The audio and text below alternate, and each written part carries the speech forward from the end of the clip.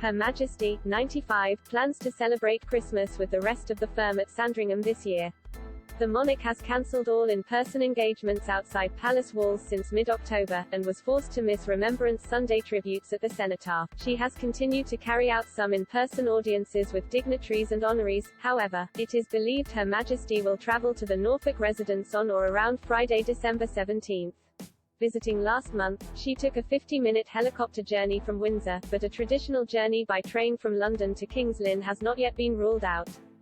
Royal expert Duncan Larkham wrote in Woman and Home last week that Her Majesty is ready to pull out all the stops to make this year's celebrations as magical as possible.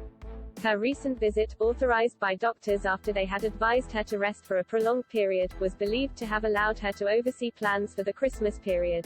The Mirror's royal editor Russell Myers told Pod Save the Queen last month that Her Majesty's pilgrimage back to Sandringham, where there are so many happy memories for her and the rest of the family, will have served her well. Mr. Myers added, the guest list will be far and wide but isn't totally confirmed yet. But I imagine we could expect to see Charles, Camilla, the Cambridges. Will we see a cameo appearance from Harry and Meghan and the kids? The Sussexes have not returned to British soil as a couple since moving to the US last year, largely because of coronavirus travel restrictions. Harry has returned on a few occasions, however, notably for Prince Philip's funeral and the unveiling of his mother Princess Diana's statue in the grounds of Kensington Palace. It remains to be seen whether Harry and Meghan will return to the UK this Christmas, although that looks increasingly unlikely given the festive season is just around the corner. Royal expert Neil Sean said on his YouTube channel last week that any exchanging of gifts between the Sussexes and the Queen will be very formal this year. He said, there will be some gifts but it will be very formal. There will be a gift from the Queen, she's far too gracious to be childish to not include them in the gift package. But let's just say whatever they do send each other, it will be at a distance. That's rather sad given that the Queen is 70 years on the throne and having to deal with some of the toughest decisions in her working and personal life.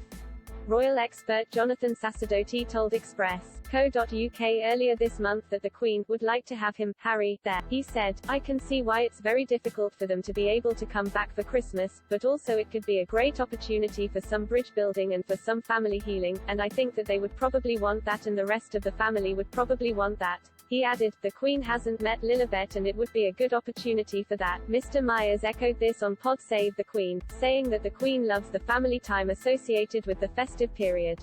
He said, Christmas is a time for families, that's very much the Queen's thinking. The royal family traditionally open their presents on Christmas Eve, in line with their German heritage. According to Mr. Larkham, the grown-ups, then, gather in the dining room for a formal 5-course, black-tie dinner of salmon, venison and British beef. Christmas morning sees the royals enjoy breakfast in bed before heading off to the traditional Christmas Day service at St. Mary Magdalene Church.